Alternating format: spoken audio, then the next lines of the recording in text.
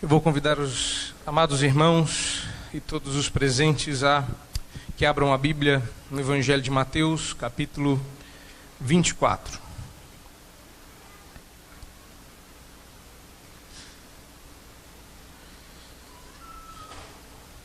Mateus, capítulo 24, nós vamos fazer a leitura do verso 15 ao 28.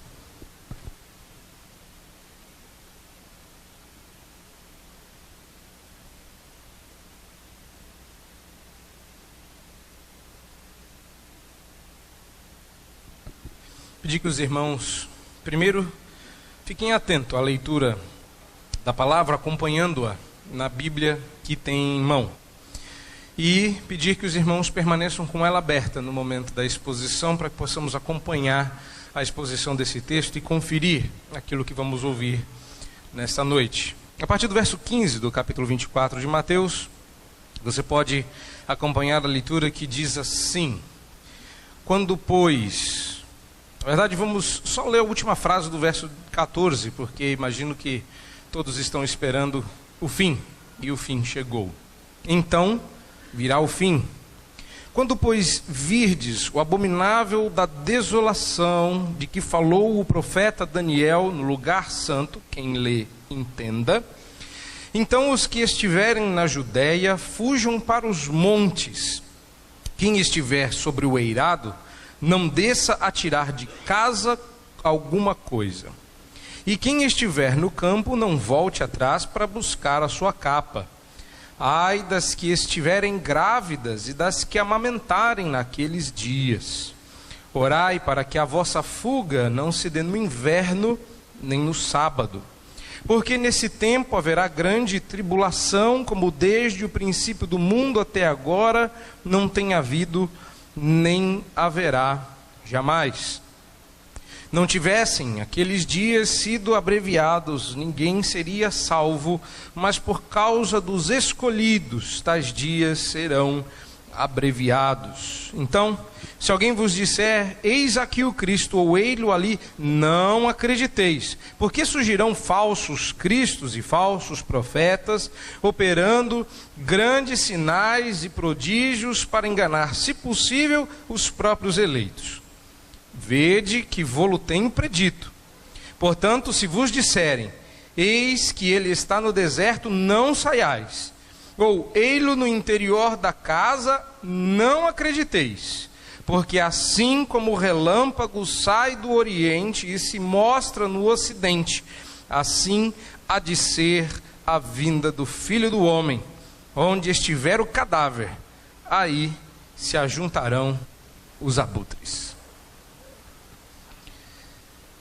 Nós entramos num dos capítulos mais complicados no Evangelho de Mateus. E desde o começo do Evangelho, esse era o capítulo que eu mais temia, por conta das muitas coisas que se diz. E hoje, nesta noite, você provavelmente tem alguma expectativa sobre esse texto. E finalmente, deseja que finalmente você compreenda certas palavras. Você vai fazer isso essa noite. Mas normalmente quando a gente lê um texto mais complicado, a gente ora com mais força. Não é assim? E esse texto precisa de oração hoje para ser trabalhado. Na verdade, o texto sempre esteve aqui, sempre estará. Sua interpretação pode ser trabalhosa, mas é tranquila. Eu peço que os irmãos orem agora, pedindo para que Deus prepare o seu coração para receber a instrução da palavra.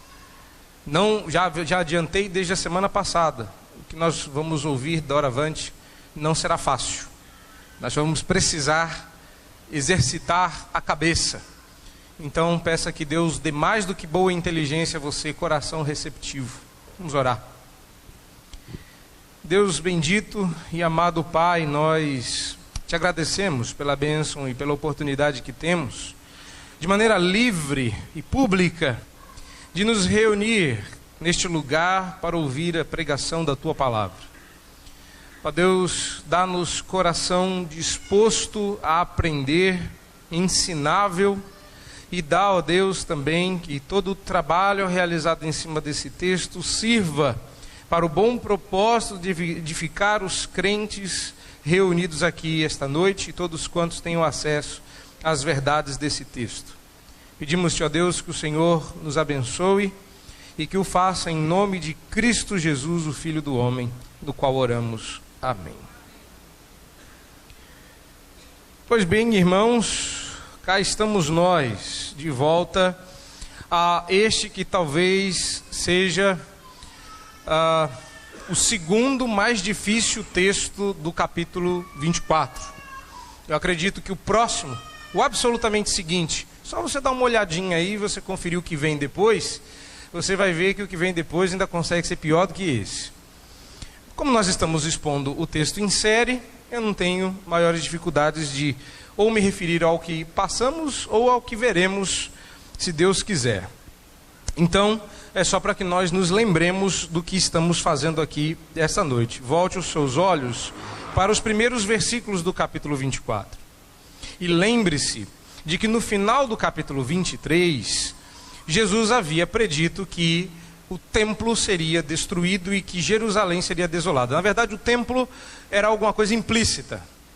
Jesus disse que Jerusalém seria dizimada.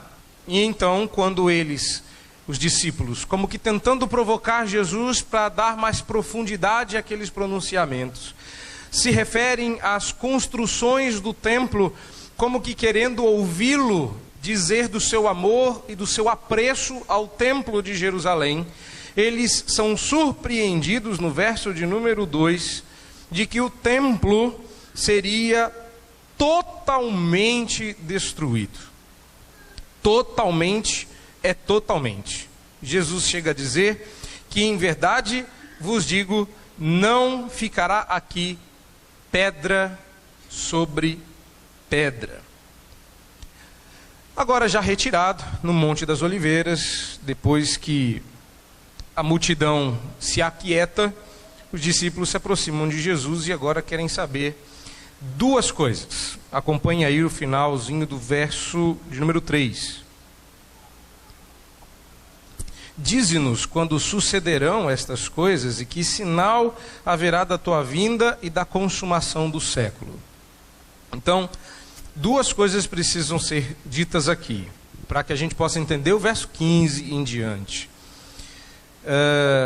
Normalmente, é interpretado este verso, o verso de número 3, um dos muitos versos chaves do capítulo 24, como que os discípulos perguntando a Jesus quando que o fim do mundo ia acontecer. Então eu já os convidei por 2 vezes e devo fazê-lo até o fim do capítulo, porque é esta resposta que Jesus está dando. Então repare que essa é uma mecânica natural. Vocês já viram isso em outros momentos, em sermões grandes do Senhor Jesus, onde ele se foca na resposta que está dando à pergunta que lhe foi feita. De modo que tudo que decorre, tudo que vem depois, é uma resposta àquela pergunta feita lá no versículo que ficou para trás. E o que normalmente a gente vê é uma abordagem do texto irresponsável que esquece o contexto no qual a resposta de Jesus está inserida.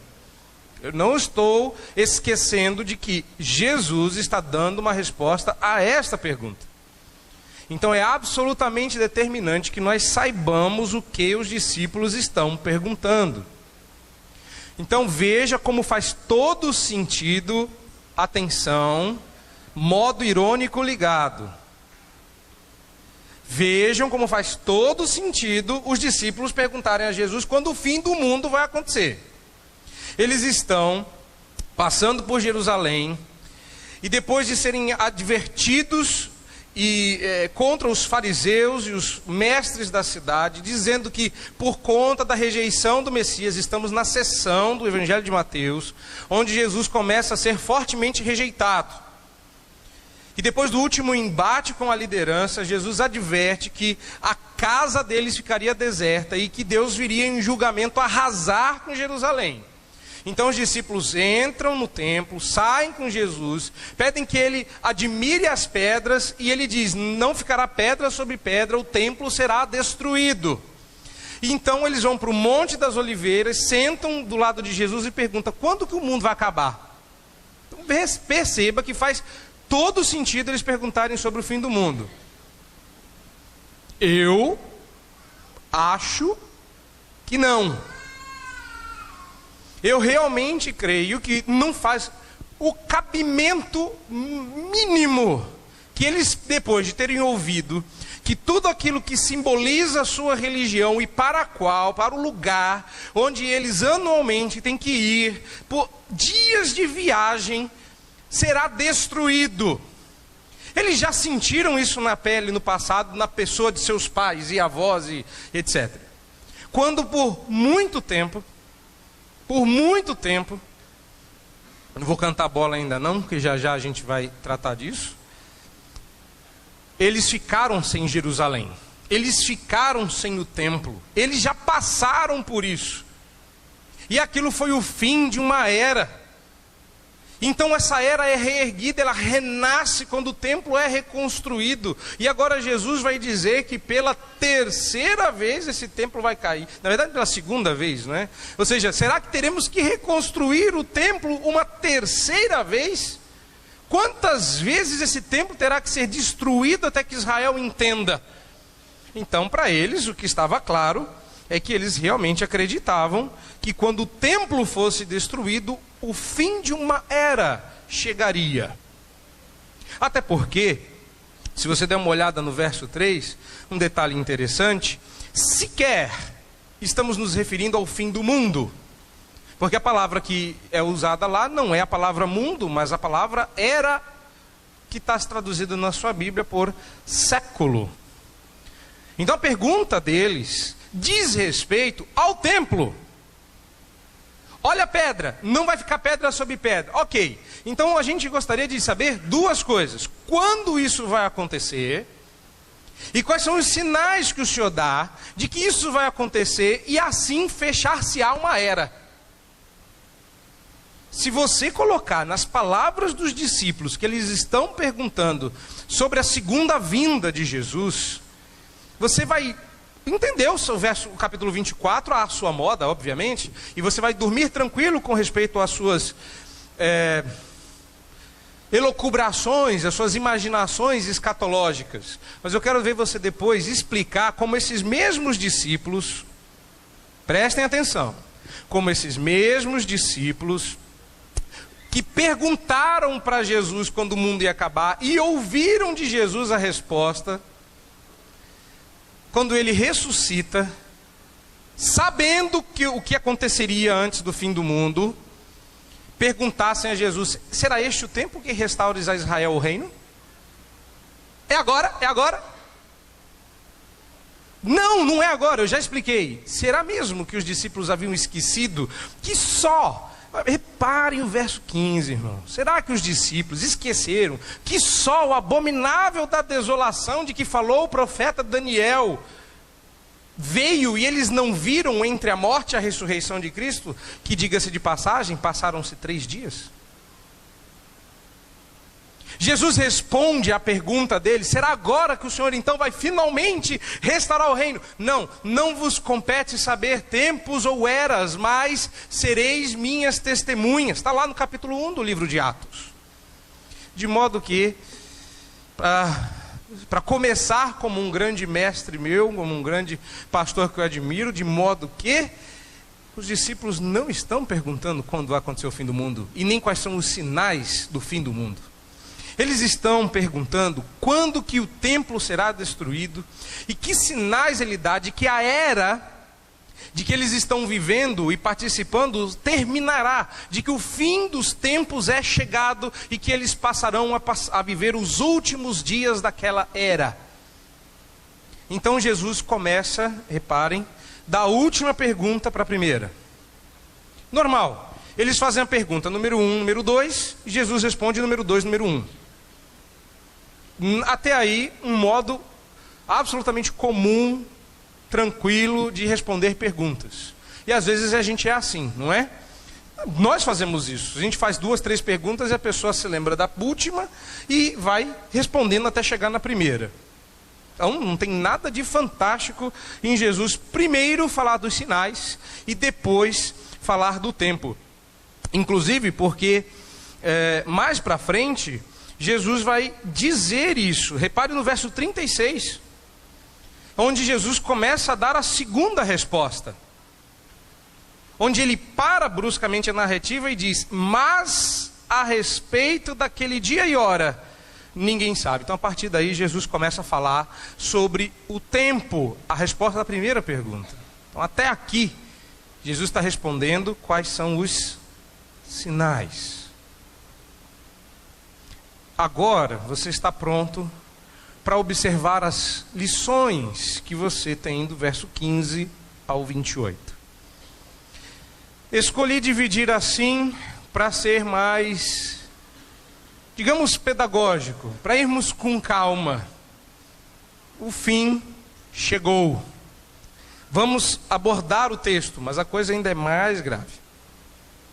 Então, existem mais lições aqui do que as dúvidas e as curiosidades que todo mundo tem quando o assunto é escatologia. Mas para garantir, não precisamos disso. Mas para garantir que os irmãos vão prestar atenção em cada palavra que eu vou dizer, eu vou provocá-los, ainda que a resposta completa da minha provocação não seja dada esta noite. Então, de outra forma, eu estou convidando os irmãos a continuarem vindo, senão vão perder a conclusão da lição. O que você lê do verso 15 ao 28 já aconteceu. Poxa, que bom, não foi chocante para ninguém. Então, todos estamos tranquilos com o fato de que os 3 sinais, qual é a resposta? Vamos às respostas.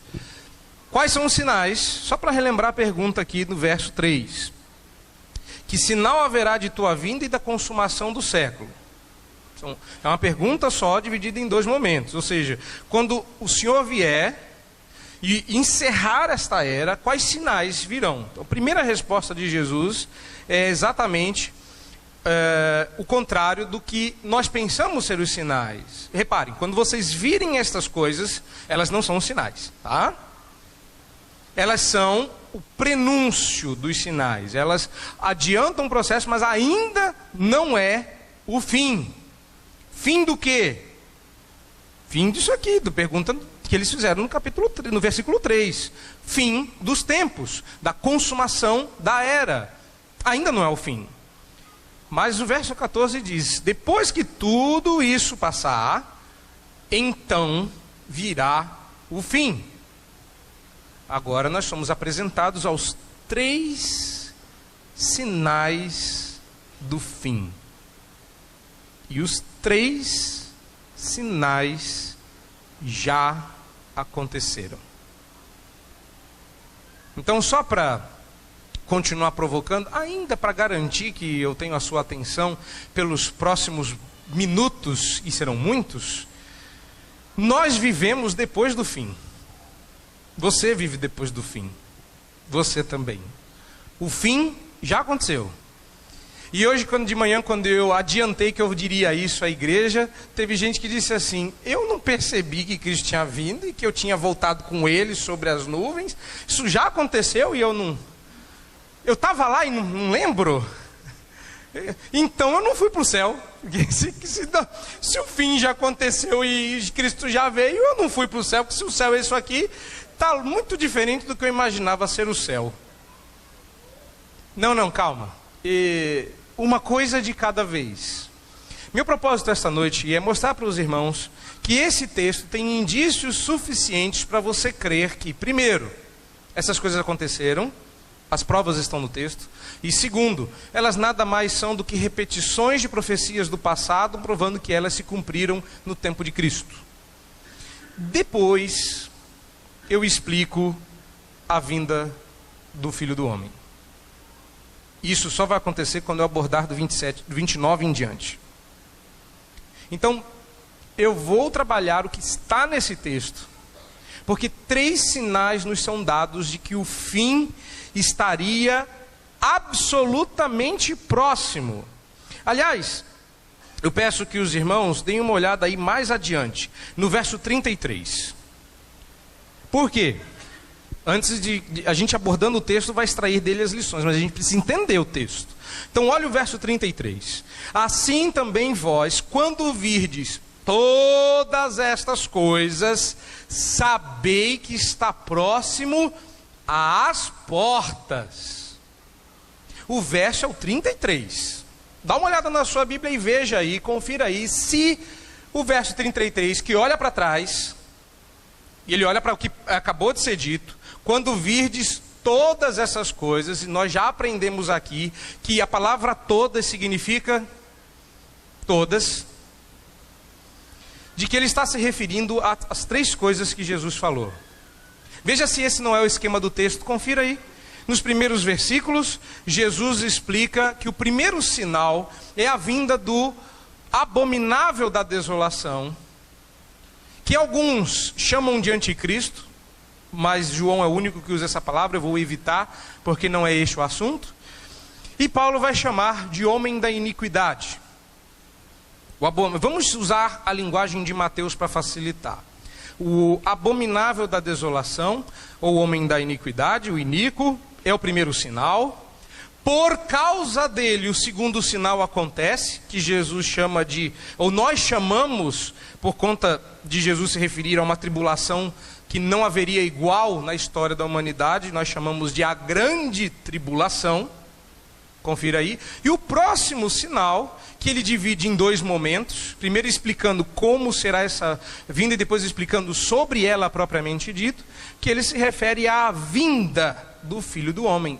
Estes são os três sinais que Jesus disse, repare o verso 33, que quando essas três coisas acontecessem, o abominável da desolação, a grande tribulação e a vinda do Filho do Homem, quando essas três coisas fossem vistas, então nós teríamos tudo na mão para concluir que está próximo às portas do quê? O que está às vésperas, a pontinha para acontecer?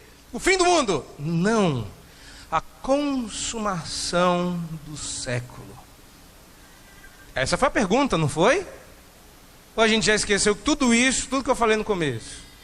Quando essas coisas vão acontecer? Quais são os sinais da tua vinda e da consumação do século? Quando vocês virem todas essas coisas, vocês vão saber que está pisando na faixa. Está acontecendo. Começando. Valendo. Agora, se a vinda do Filho do Homem é um dos sinais, cá para nós, os sinais foram finalmente revelados. E que bom, não é? Quando tais coisas fossem finalmente vistas, saberíamos que está às portas. Irmãos, modo irônico ligado pela segunda vez. O dia não virá como um ladrão. Ufa, tranquilo. Não há qualquer necessidade de acendermos nossas lâmpadas agora. Nenhum desses sinais está acontecendo. Não há um governo mundial de um homem da iniquidade, como diz aquela Bíblia, deixados para trás, mas que por algum motivo não está na Bíblia que você tem na mão. Nós podemos descansar quanto ao fato de que a vinda do Redentor não é iminente, não está próxima, não estamos passando por grande tribulação, não tem um abominável da desolação, e a vinda do Filho do Homem, com todas aqueles descrições de efeitos especiais de Hollywood, que você está lendo aí a partir do verso 29, não está acontecendo. Então por que você estaria preocupado? Cristo pode voltar amanhã? Resposta, não. Claro que não. Cristo pode voltar semana que vem? Bom, se em uma semana o homem da iniquidade vier, a grande tribulação alcançar todos os crentes ao redor do mundo, então ele pode voltar semana que vem. Mas a pergunta que eu faço a vocês, ainda com um modo irônico ligado: Cristo está próximo de voltar? Se você interpretar o texto dessa forma, está próximo? Está próximo ou não está, igreja? Sim, como? Sim, como? Quem é o abominável da desolação? Se Cristo está próximo de voltar e pode voltar amanhã, quem é o abominável da desolação? Se está próximo, cadê a grande tribulação que nós estamos aqui? Todo mundo veio tranquilamente com a Bíblia na mão e ninguém foi perseguido, nem uma pedra voou na sua cabeça, você chegou aqui lindo, cheiroso, maravilhoso. Cadê a grande tribulação? Se está próximo, e esses são os sinais da vinda, se esses são os sinais do fim do mundo, você não pode afirmar que Cristo pode voltar a qualquer momento, porque vai ser óbvio. Porque está claro, o verso 33 deixa isso claro. Quando você vir tudo isso, você vai saber que está próximo. Pergunta, está próximo? Parece próximo? Então, tranquilo, não é? Deus abençoe, até semana que vem, porque já que não está próximo, temos tempo. Dá tempo de, sei lá, fazer uma viagem, sei lá, vamos pensar num lugar aleatório. Dá tempo de viajar para a África. Dá tempo de voltar, não é? Dá tempo até para viajar para outros lugares, para o Paraná, para a praia, tranquilo, meus irmãos. Eu acho que já consegui desafiar vocês bastante para que vocês entendam que talvez, modo irônico, não desliguei o modo irônico ainda, talvez essa interpretação esteja errada. Eu estou falando talvez ironicamente. Desligando o modo irônico, ligando o modo exposição do texto. Vamos a ele. O que esse texto está dizendo? Primeiro, você tem que abrir a sua Bíblia em alguns lugares no livro de Daniel.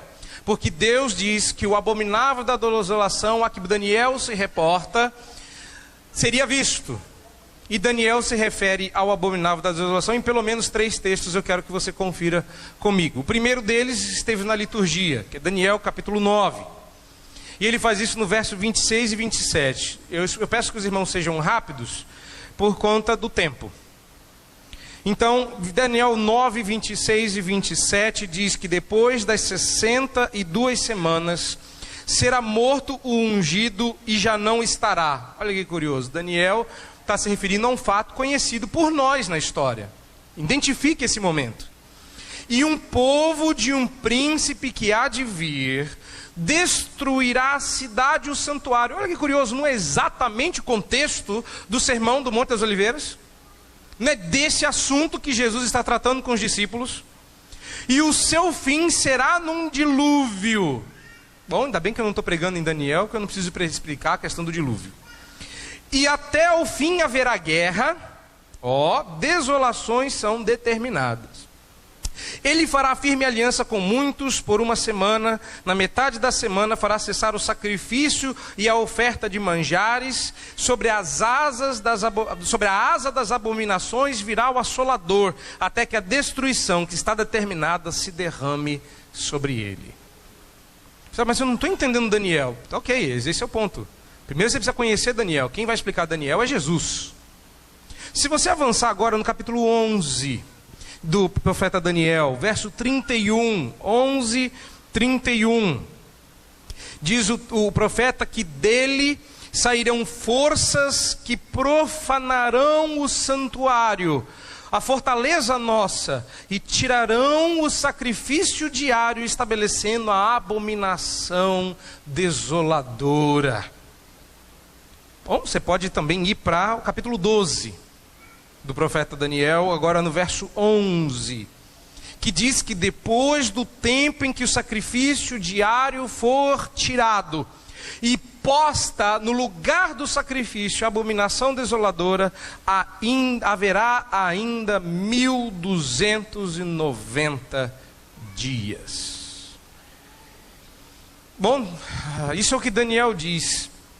E talvez seja importante você saber, eu vou evitar usar o talvez, mas toda vez que eu dizer usar o talvez, você lembre-se de que eu estou sendo irônico. Então é bom que você saiba que era a prática comum, e na ocasião, na época de Jesus, desde muitos séculos antes, mas na época de Jesus também, era a prática comum confirmar a soberania sobre uma nação, destronando os seus deuses e substituindo pelos seus, de modo que quando um reino ganhava, a vitória era acreditada ao seu Deus. Então, se entrassem em Jerusalém, para mostrar que eles que governavam ali, eles trocariam o Deus de Jerusalém pelo Deus deles, mostrando que o deles era mais poderoso. E como Deus iria deixar isso acontecer, como de fato deixou acontecer, quando Tito entra na cidade e, sob os auspícios do imperador, depois ele mesmo se tornando um, destrói Jerusalém e arranca, ele manda tirar as pedras do chão. Curioso, né? Ele ter essa ideia. Onde ele manda tirar as pedras do chão, alguém poderia realmente cair no engodo de que os deuses de Roma eram sim mais poderosos do que o Deus de Israel. Então Deus adianta.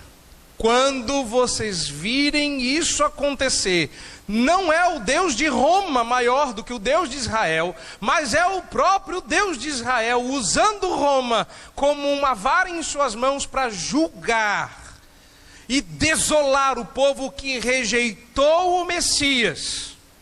A geração má e adúltera, que pediu um sinal, mas viu outro. Eles queriam um sinal para crer em Jesus. Eu vou dar o sinal de que o julgamento vem. Então a abominável desolação de que falou o profeta Daniel, estando no lugar santo, cumpriu-se quando o sacrifício foi trocado. E tal como no passado, Daniel estava se referindo a um imperador chamado Antíoco Epifânio, que entrou no templo e sacrificou porcos, animal considerado imundo.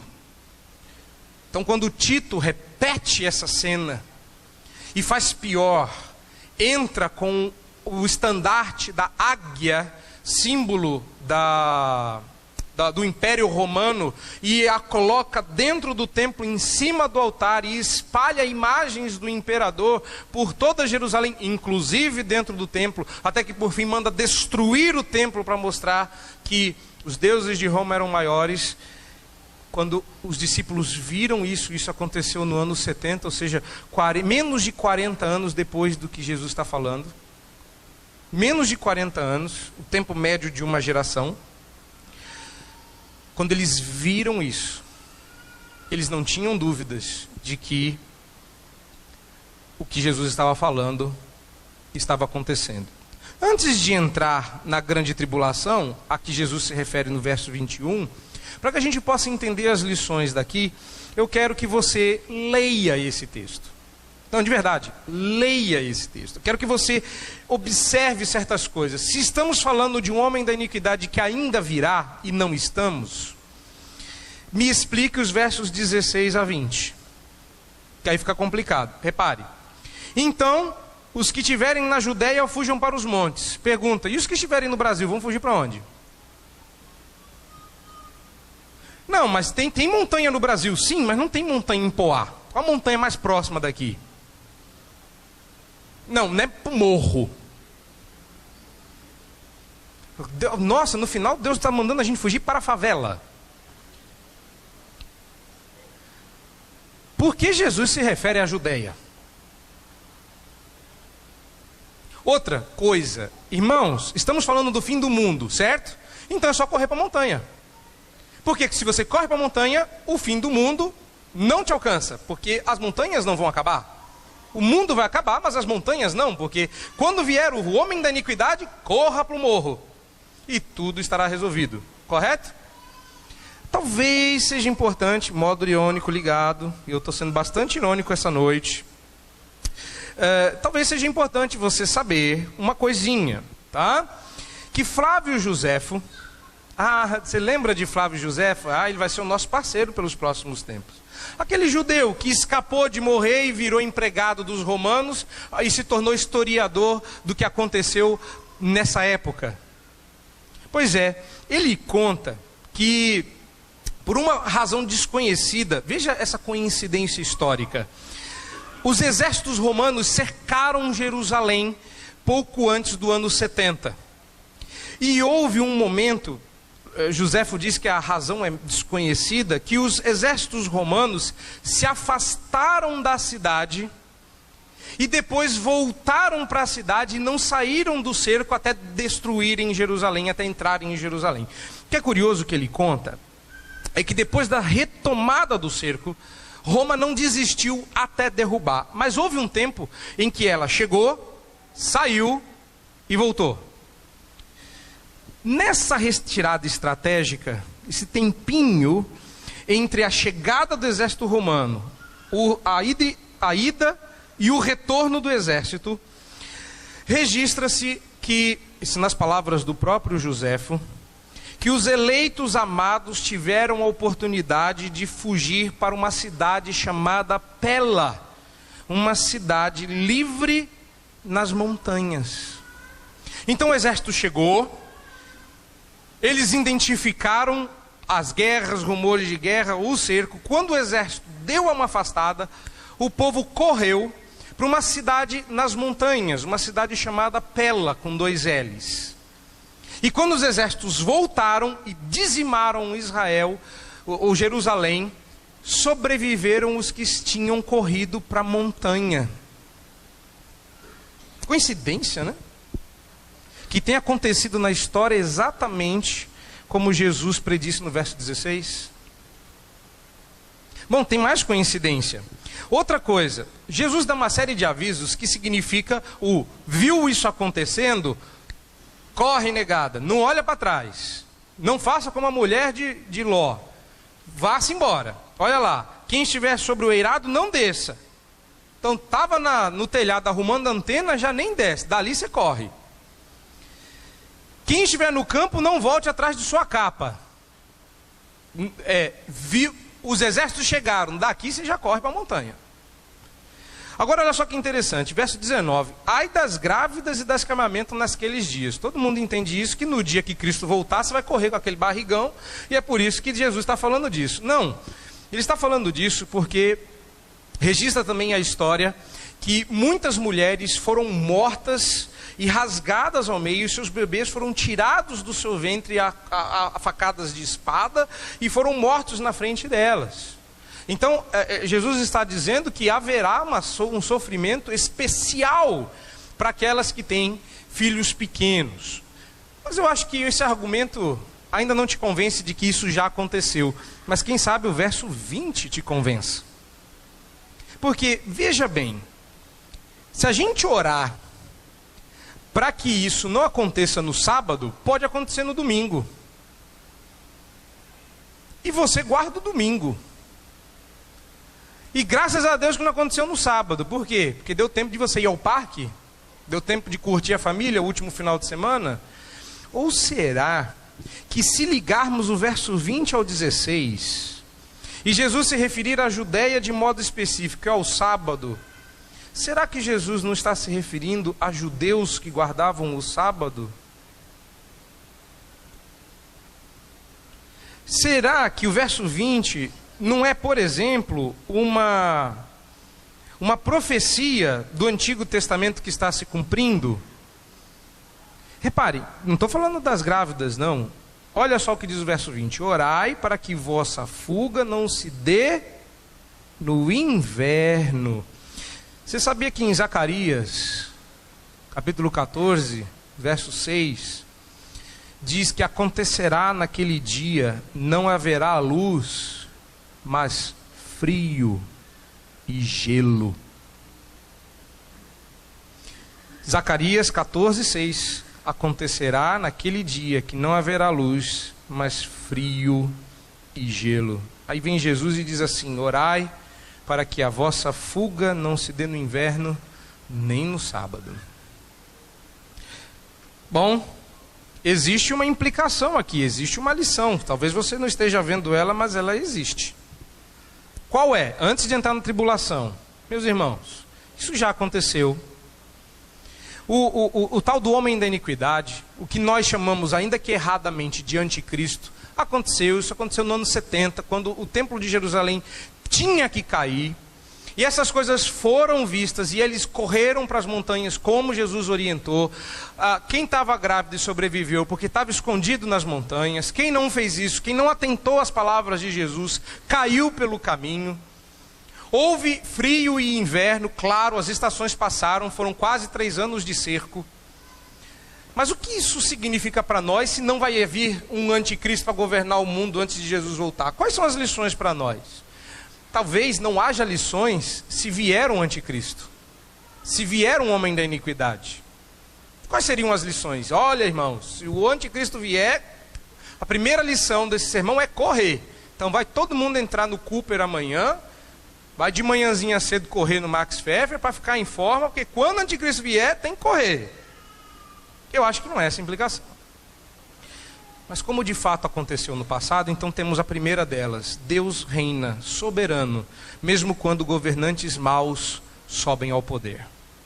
Mesmo quando eles são os instrumentos de Deus para afligir o povo de Deus, quando governantes maus governam, eles não estão fora dos planos eternos do Senhor.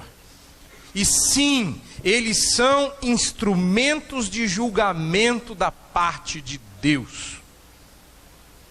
Então, como Deus tem feito conosco e colocado os textos certos no momento propício, quando governantes maus sobem ao poder, Deus está punindo e julgando quem está debaixo desses governantes. E nesse caso, eles estão sendo julgados porque não deram ouvidos ao Senhor. Não é enviando lei para a Câmara de Vereadores, de deputado, para Senado, e declarando que o Brasil pertence a Jesus, que o povo vai ser feliz porque teme ao Senhor por causa de lei que alguém disse, ou porque você proclamou e declarou. Não. Quando não se ouve o que o Senhor diz, governantes maus sobem ao poder e punem. E são instrumentos da parte de Deus, e isso não está fora do plano do Senhor. Oh, meu Deus, subiu ao poder um homem ou uma mulher má que governará o nosso país à sua derrocada. Deus se esqueceu de nós. Deus nos julga. Então, quando a Bíblia diz que feliz a nação cujo Deus é o Senhor, ela não está brincando. Porque Jerusalém negou-se a ouvir o Redentor quando ele esteve aqui. E ele ainda o está, porque prometeu que estaria conosco até o dia do fim da próxima era, a que nós estamos vivendo. E o Evangelho vem sendo pregado hoje não mais até o mundo conhecido, mas até o mundo que nós desconhecemos, vamos lá para conhecer. E o mundo continua não dando ouvidos ao Senhor Jesus através dos seus arautos. E o nosso país não pertence ao Senhor. Então não declare agora que Jesus é o Senhor da nossa cidade, porque nós estamos recheados de crentes espalhados para tudo quanto é canto, e eles não fazem a menor diferença. Então votar só porque é crente, tem uns crentes aí que a gente até pode votar, mas só porque é crente, não. Vote porque esse homem ou mulher teme a Deus, e porque ele tem potencial para fazer a diferença. E para que essa pregação seja atemporal, digamos que nós tenhamos, sei lá, um candidato entre nós ouvindo um dia, podia ser este ou podia ser aquele. A ideia é, se você for eleito e não fizer a diferença, você é um instrumento do juízo de Deus. E ai daquele por quem essas coisas acontecem. E eu falo para você como já falei para outros. Quando governantes maus sobem ao poder, Deus não está fora do controle. O mundo não está entrando no caos. E é por isso que Jesus advertiu, quando vocês virem isso, é porque está próximo o fim. E o que vem depois disso? A gente tem que ser bênção. E é isso que a gente espera dos nossos governantes. Por isso que ele diz, orai, né? Em outro lugar, lá os apóstolos dizem, orai pelos que governam sobre nós. Porque governam para o nosso bem. Quando a gente não faz a diferença como crente, Deus os usa para nos punir. Verso 21. Porque nesse tempo haverá grande tribulação, como desde o princípio do mundo até agora não tem havido, nem jamais haverá. Você fala, uau, isso não pode ter acontecido, pastor. Porque houveram muitas guerras e muitas coisas piores do que o cerco de Jerusalém. Talvez mais gente tenha morrido. Mas não é disso que está se tratando o texto. Até porque o verso 21 sequer é uma invenção. Sequer estamos ouvindo alguma coisa inédita. O verso 21 é uma repetição de textos do Antigo Testamento. Abra sua Bíblia em Daniel, capítulo 12, verso 1. Veja lá você com seus próprios olhos.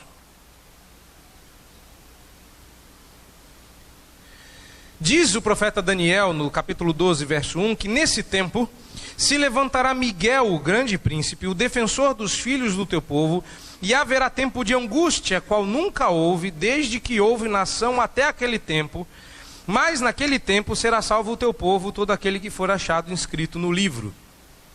É só reparar, tá? Haverá tempo de angústia, qual nunca houve. Espera aí, quem está certo, Daniel ou Jesus? É claro que você vai tender a escolher Jesus. Mas se Daniel estiver errado, Jesus também estará. Ou talvez você tenha uma outra alternativa para entender isso. Ou talvez Daniel estivesse se referindo à grande tribulação que Antíoco Epifânio e outros imporam sobre Jerusalém e Israel. E como toda profecia que pinga duas vezes, como a bolinha que pula duas vezes, o que aconteceu na época de Daniel era um tipo daquilo que aconteceu na época de Cristo, porque tudo... Qual é o mesmo propósito do Evangelho de Mateus? Provar que tudo o que o Antigo Testamento falou se cumpre em Jesus, no seu ministério.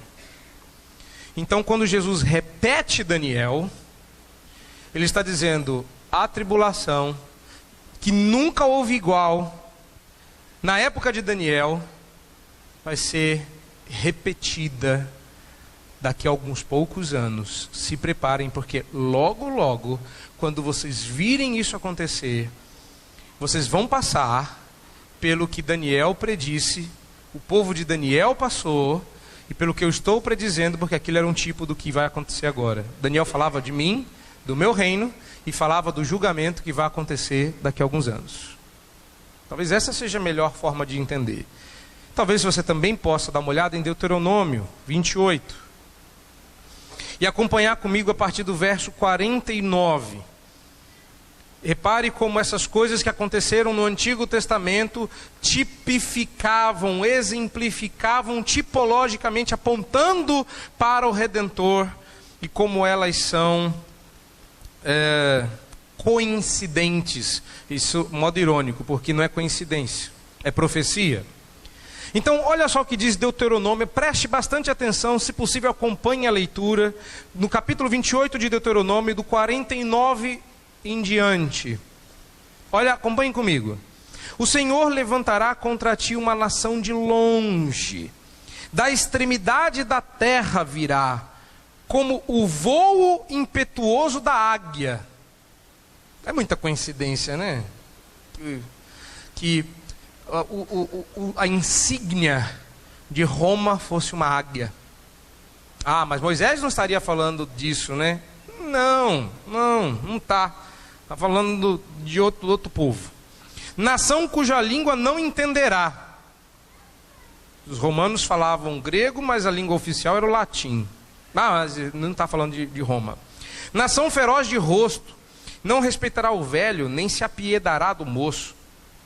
Ela comerá o fruto dos teus animais e o fruto da tua terra, até que sejas destruído. E não te deixará cereal, mosto, nem azeite, nem as crias das tuas vacas e das tuas ovelhas, até que te haja consumido. Se te há em todas as tuas cidades, até que venha a cair em toda a tua terra os altos e fortes muros em que confias, e te sitiará em todas as tuas cidades, em toda a terra que o Senhor teu Deus te deu. Agora, olhe só o que diz aqui. comerás o fruto do teu ventre, a carne de teus filhos e de tuas filhas, que te der o Senhor teu Deus, na angústia e no aperto com que teus inimigos te apertarão.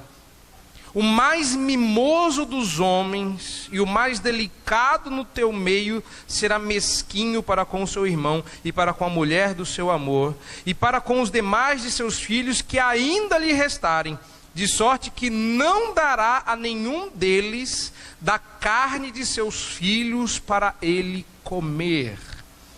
Portanto, nada lhe ficou de resto na angústia e no aperto com que o teu inimigo te apertará em todas as tuas cidades. A mais mimosa das mulheres, a mais delicada no teu meio, que de mimo e delicadeza não tentaria pôr a planta dos pés sobre a terra, será mesquinha para com o marido do seu amor, e para com o seu filho, e para com a sua filha, mesquinha da placenta que lhe saiu dentre os pés, e dos filhos que tiver, porque os comerá às escondidas pela falta de tudo, na angústia e no aperto, com que teu inimigo te apertará nas tuas cidades. Talvez seja bom você saber que Flávio Joséfo, lembra de Flávio Joséfo? Aquele judeu que sobreviveu, que se tornou historiador, trabalhava para Roma, descreveu esta cena onde 2 guardas romanos entram na casa de uma senhora e ela estava comendo, e eles entraram para comer, e ela escondeu a comida, e quando eles tiraram, era o filho dela, que ela vinha comendo. E aí os guardas, ao ver a criança, metade devorada pela própria mãe, saem horrorizados da casa daquela mulher. E o que ela fez? Sentou-se e continuou a jantar o próprio filho. Isso aconteceu por volta do ano 70 depois de Cristo, antes da queda definitiva de Jerusalém. Será muita coincidência ou será cumprimento daquilo que foi predito que aconteceria? Isso já aconteceu no passado. Lembre-se de que Salomão teve que lidar com coisa semelhante, e cercos em Jerusalém aconteciam isso. Mas qual foi a última vez que você ouviu essa cena se repetir na história da humanidade? Pois é. Aí tem o verso 22, dizendo que a grande tribulação que se cumpriria neles, que pela segunda vez, a primeira vez que essa bolinha quicou foi na época de Daniel, ou imediatamente depois, agora quicaria de novo imediatamente depois, a época de Jesus, por volta do ano 70. Diz o verso 22, não tivessem aqueles dias sido abreviados, ninguém seria salvo, mas por causa dos escolhidos, tais dias serão abreviados. E agora, no verso 23, ele começa a falar sobre a vinda do Filho do Homem. Não tivessem aqueles dias sido abreviados. Parece dizer que Deus apressará a consumação dessas coisas e não a adiará. Veja, meus irmãos, veja, Jesus está dizendo isso por volta do ano 30 e alguma coisinha. Se nós cremos que Jesus morreu aos 33 anos e a era cristã começa no seu nascimento, uma diferença aí de 4 anos, estamos entre 30 e 34 depois de Cristo. E Jesus diz que isso aqui se refere ao fim do mundo, e se esses dias não fossem abreviados, olha, você tem que pegar aquele texto fora do contexto de Pedro e dizer que para Deus um dia é como 1000 anos, porque se os dias são abreviados e já passaram 2000 e tantos anos depois, e não há nem sinal de que essas coisas vão acontecer, haja brevidade, hein? É o logo ali de Mineiro. É logo ali, você vai andar 10 quilômetros e não chega. Não é assim? Vocês que viajam para Minas, me digam que eu estou mentindo. Olha, e se o mineiro esticar o beijo, aí que o negócio é longe mesmo. É logo ali. Aí vai andar. Estou mentindo? Gente, Jesus não é de Minas para dizer assim, é logo ali. Passa 2000 anos e o logo ali não chega. Mas Jesus está dizendo que é logo ali. Ele está dizendo isso. Quando vocês virem, está às portas. É logo ali. E logo aconteceu. 40 anos passaram rápido. Comparados a 2000. Qual seria a segunda lição sobre a grande tribulação que já aconteceu? Eu quero que você preste atenção no finalzinho do verso 22. Por causa dos escolhidos, tais dias serão abreviados. A segunda lição é: Deus se importa conosco na tribulação. Deus abrevia o tempo da dor por amor de nós. A tribulação pode durar uma noite, o choro pode durar uma noite, mas a alegria vem pela manhã. Deus abreviou aquele tempo por amor de nós. Então, quando a tribulação se nos abate, nós não temos o direito de dizer que Deus não se importa ou se esqueceu de nós, ainda que isso seja permitido porque Deus é Pai. Mas quando a tribulação nos cerca e quando a dor a aperta, saiba que você devia sofrer muito mais, mas que Ele abrevia o tempo por amor de você. Ele fez isso porque, repare, ele volta nesse assunto no verso 24, ele fez isso porque inclusive os eleitos corriam o risco de serem enganados pelos falsos profetas. E de novo Flávio Joséfo, já adiantando o próximo ponto, disse que pululou, tinha falso profeta e Cristo em todo canto, dizendo que eles eram o Redentor e que eles haviam chegado para salvar o povo. Então Deus abrevia o tempo, encurta o tempo da tribulação, porque a dor, a fome, a angústia, o terror era tão agudo que eles duvidariam de que escapariam daquela situação, de que aquilo terminaria algum dia. De modo que a grande lição que você tira daqui não é que vai vir um dia de grande tribulação e quando vier você vai viver um tempo de filme de Hollywood ou de deixados para trás. Não. A grande implicação é que Deus, que poderia nos deixar sofrendo para o resto da vida, abrevia o tempo da tribulação porque nos ama. Você não sofre o tempo que você merece. Deus é sempre bonzinho. E por amor de nós, abrevia o tempo por causa dos escolhidos. Até se o nosso país for assolado por um governante mau que nos persiga, Deus abreviaria o tempo da tribulação por amor dos eleitos que não apostatassem de seu nome.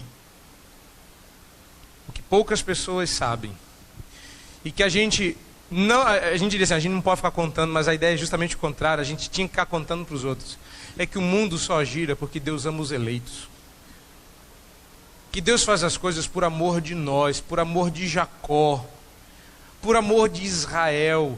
E quando Deus amou o mundo, Ele não amou todas as pessoas, mas os eleitos espalhados pelo mundo, e por amor deles, coisa pior não acontece ao mundo. E você ainda duvida que Deus te ame no tempo da tribulação? Não. Por amor de ti, Deus abrevia o tempo da dor, o tempo do sofrimento. Ele disse isso e fez isso no passado. E vai fazer tantas vezes quantas forem necessárias até o dia do retorno glorioso de seu Filho. Como é bom saber isso, não é? Que consolo. Pois exatamente esse é o ponto. Quando se usa a linguagem escatológica em textos na Bíblia, o objetivo é consolar.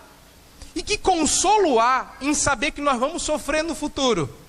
E muito, desesperadoramente. E que talvez você nem esteja vivo para sofrer tanto. Ai, que consolo, vou morrer antes. Ai, que consolo, vai ter grande tribulação. Ai, que consolo, que alegria, glória a Deus.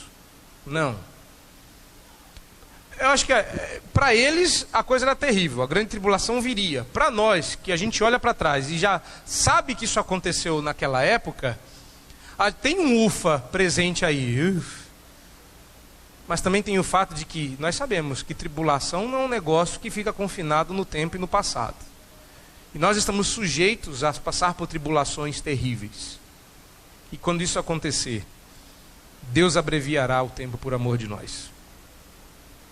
Esse amor que transtorna o mundo por amor dos eleitos não pode ser renegado, não pode ser tido por qualquer coisa. E é por isso que Deus vai esmagar sem misericórdia quem rejeitar o seu amor. Porque Ele é capaz de fazer o mundo andar para trás por amor de você. Como Ele fez já. Fazendo com que no relógio de Acais fosse... Aí o mundo ficou bagunçado. Agora tem que ter ano bissexto. Bagunçou o mundo. Mas Ele abriu o mar. Ele abriu o rio. Derrotou exércitos sem luta. Virou o mundo de cabeça para baixo. E nós ainda nos damos ao luxo de duvidar do amor do Deus que transtorna o mundo por causa da gente. Se você não gosta da doutrina da eleição, você não tem o direito de ser consolado desse texto, pois é justamente por amor dos escolhidos que tais coisas acontecem. Se Deus te ama, você é um eleito. Se você é um eleito, Deus te ama. E se Deus te ama, não existe consolo melhor. Deus se importa ao ponto de abreviar a dor, você sofrer menos. Bênção. Mas aí vem Jesus. E será que vencendo vem Jesus? Resposta, não.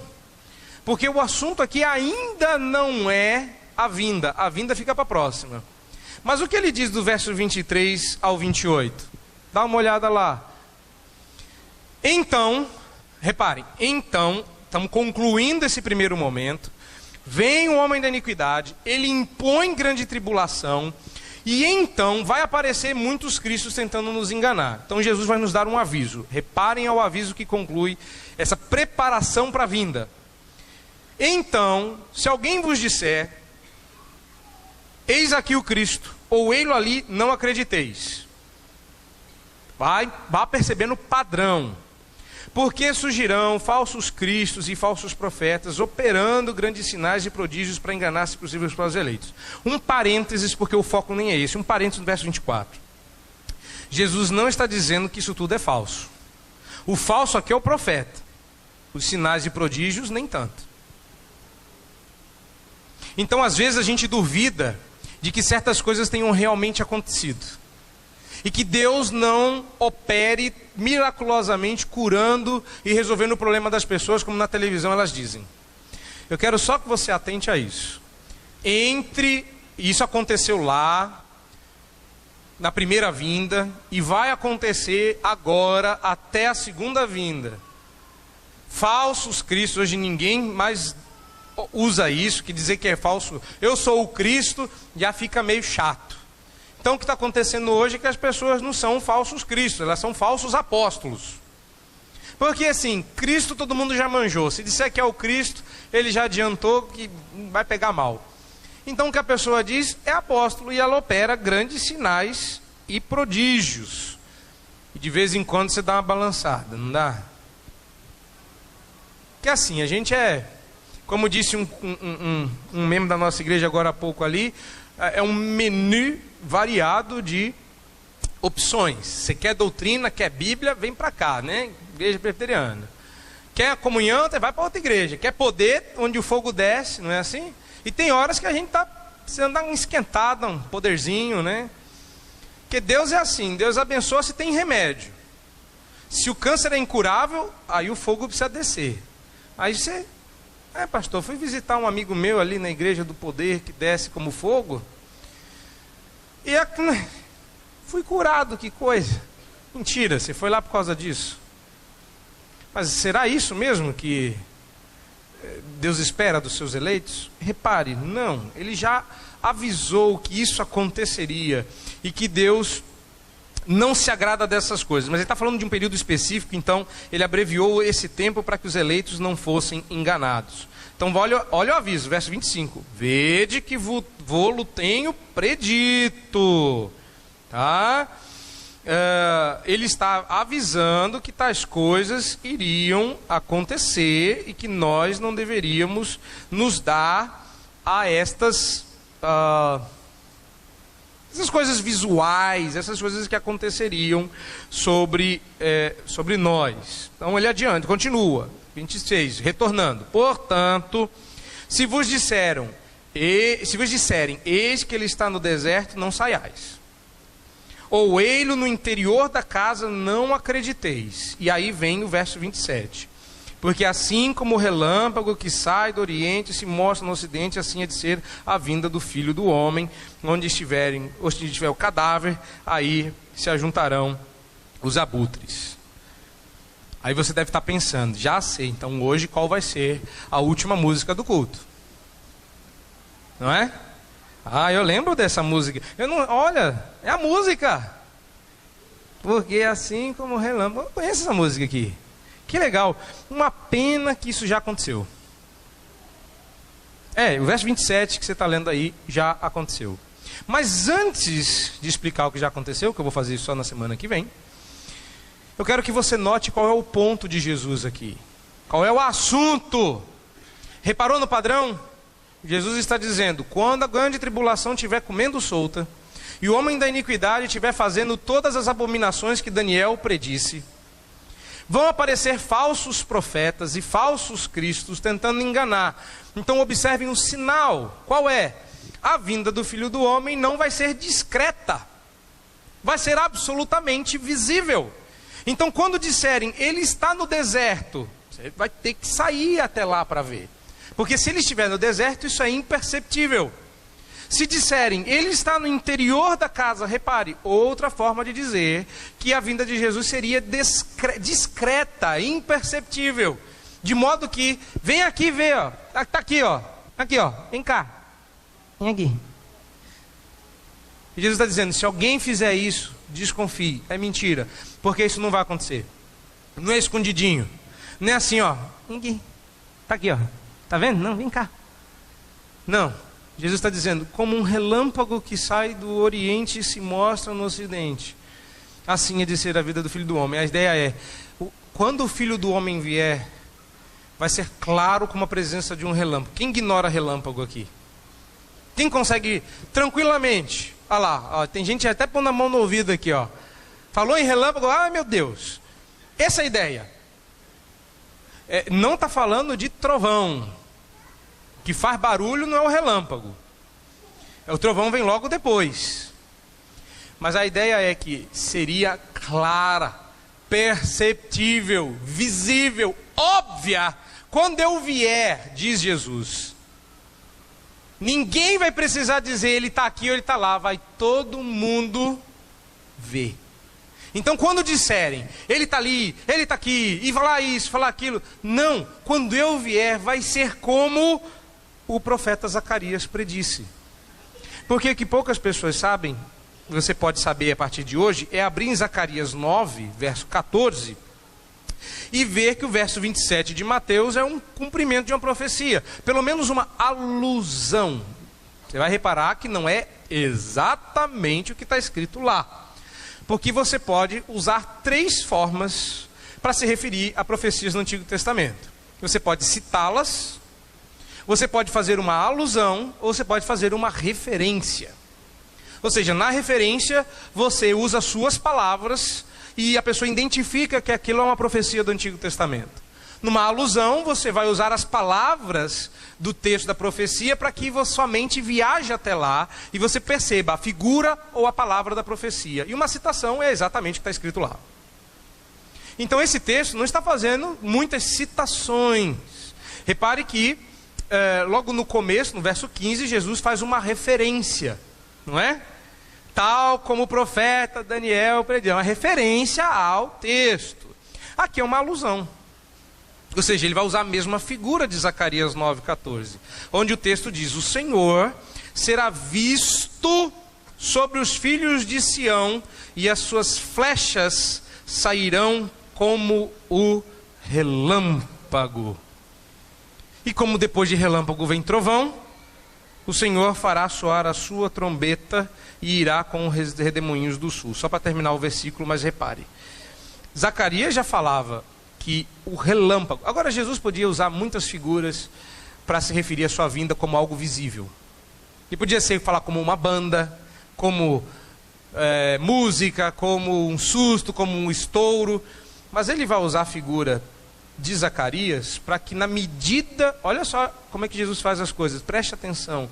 Na medida que ele explica que a sua vinda será tão visível quanto perceptível, ele usa a figura de Zacarias e aplica ao relâmpago. Se você é um bom judeu, e os judeus são um público-alvo do Evangelho de Mateus, você vai lembrar automaticamente do texto de Zacarias. Mas se você conhece Zacarias como um bom judeu, você vai reparar que essa ideia de flechas como relâmpago é uma referência a julgamento e não salvação. Ninguém manda uma flecha na direção do outro para ajudar. Eu taquei uma pedra porque eu te amo. Não. Exceto eu que fiz isso com a minha irmã uma vez, quando éramos pequenos. Você reparar, ela tem uma pintinha no olho. Estávamos brincando de índio. Eu lancei. E ela ficou olhando. O que eu lancei era um cabo de vassoura. Sim, já fizemos as pazes. Mas exceto isso, exceto eu e minha irmã, que tivemos esse pequeno episódio, eu duvido que alguém lance uma flecha na direção do outro para dizer, estou contigo, estamos junto, é o amor. Não, flecha na direção do outro é guerra, é briga, eu estou indo contra. As flechas do Senhor seriam vistas como um relâmpago, e Jesus disse, a minha vinda será exatamente como Zacarias disse que seria. Então quando alguém disser, estou ali, estou aqui, estou lá, não seja você enganado. E caso você queira saber, vai ficando claro que o verso 28 se refere a Israel e Roma. Que Israel é o cadáver e os abutres são Roma. A ideia é, onde estiver o cadáver, ali estão os abutres, de modo que eles vão correr na direção de vocês. Isso vai acontecer. Quando Israel cair, quem vai aparecer serão os romanos. E aí a gente fica um pouco estupefato com o fato de que existe uma grande possibilidade, repare, que se o homem da iniquidade já veio, e a grande tribulação já veio, e a vinda do homem seria perceptível, será que só falta esse evento acontecer?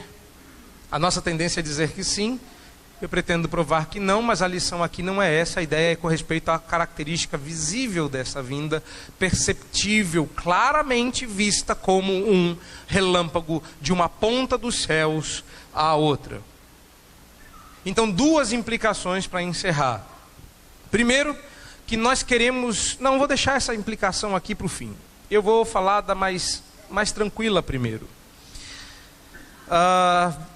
Se a vinda do Filho do Homem será clara, perceptível, e quando Deus age, isso fica claro, eis a implicação.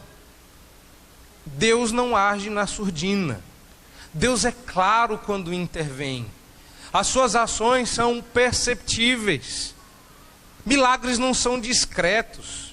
Eles podem ser inexplicáveis, mas fica claro quando é Deus.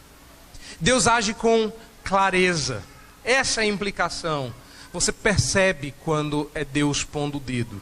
E isso fica claro também, como uma segunda implicação de 3, no finzinho, de que o mundo, à luz do que aconteceu no passado, não vai acabar, e vou repetir isso se eu já disse, o mundo, tal como Jerusalém, que acabou no passado, não vai acabar porque a gente vai ficar atrapalhado e vai lançar bombom na cabeça do outro, e por culpa nossa o mundo irá ser destruído.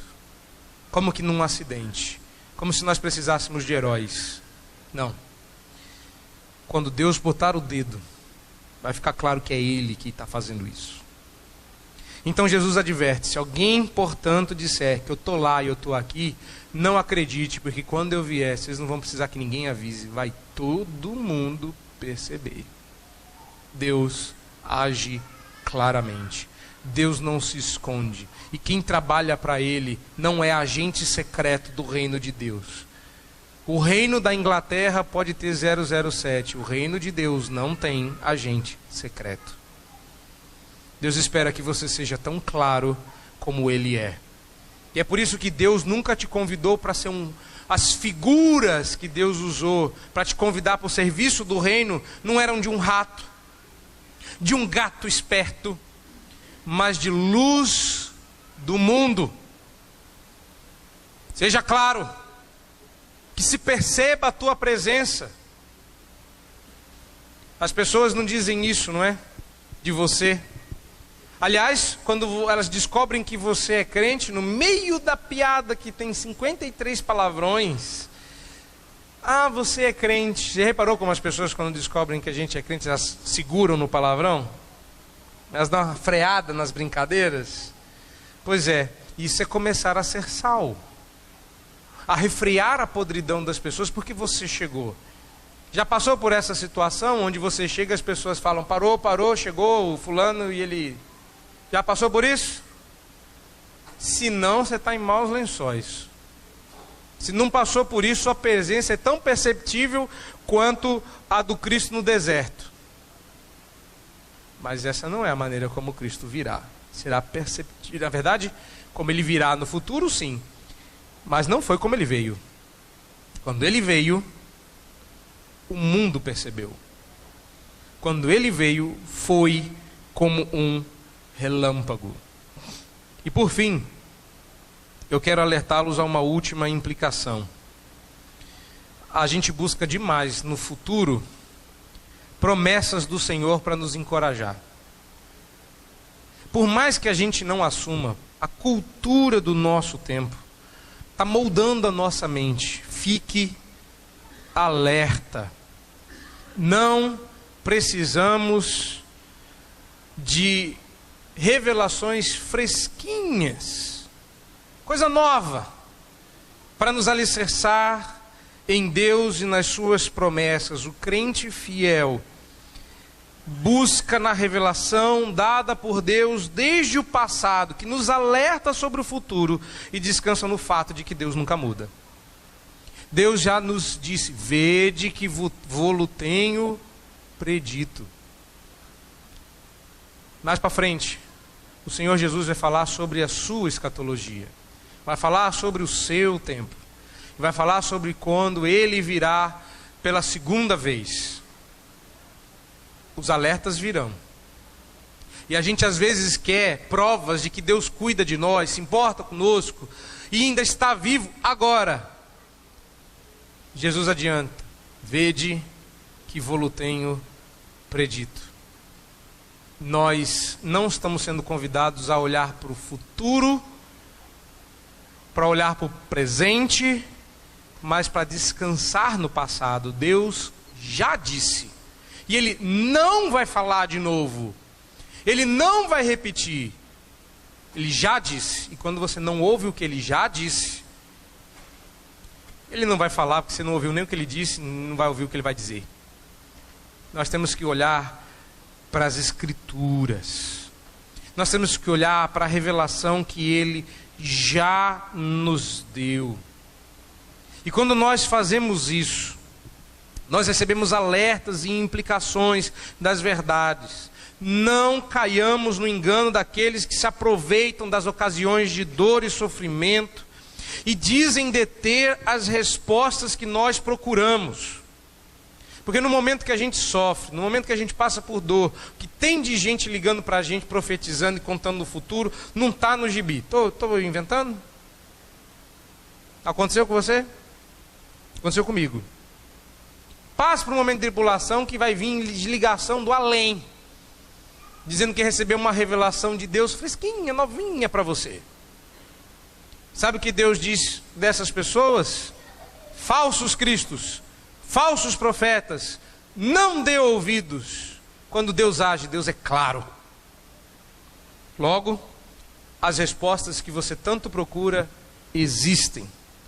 Não estão lá longe no futuro, nem tão perto que você não consiga enxergar. mas alicerçadas num passado firme como rocha, como as palavras do Redentor. Deus nos abençoe e nos ajude a esperar como eles no passado esperaram a primeira vinda, que nos ajude a esperar a segunda, com o mesmo espírito preparado com que Ele preparou os discípulos enquanto esteve aqui. Semana que vem tem mais. E aí nós vamos deixar algumas coisas ainda mais claras. Talvez você tenha ficado consolado por um lado, mas meio receoso de descansar nesse consolo, porque essa história de que isso tudo aqui já aconteceu está meio nova. Bom, se você vier semana que vem, eu estou deixando claro e público que você perde o direito de discordar. Venha. Não dá para falar tudo numa noite só. Você precisa ouvir o que vem depois. Talvez você consiga finalmente descansar no fato de que Cristo pode voltar a qualquer momento. Semana passada, alguém disse assim: pastor, o senhor está convidando a gente para voltar por educação, né? Aí eu perguntei por quê? Porque se Cristo pode voltar a qualquer momento, pode não haver semana que vem. Exatamente. É pura educação. Minha oração é que antes da semana que vem Cristo volte. Mas se Cristo não voltar até domingo, venha. Se Cristo voltar até domingo, melhor ainda. Você não precisa vir. Nós todos estaremos no mesmo lugar. Mas é verdade. Não existem muitas coisas para acontecer até que Cristo venha. E você precisa saber quais. Será que está aqui nesse texto? Deus nos abençoe, de modo que a gente descanse nas boas promessas do Senhor e encontre lições que realmente consolem o nosso coração, porque elas são a verdade de Deus revelada em sua palavra. Que nós busquemos sempre, nas palavras do Senhor, a solução dos nossos problemas. Elas existem e estão na Bíblia. Deus nos abençoe.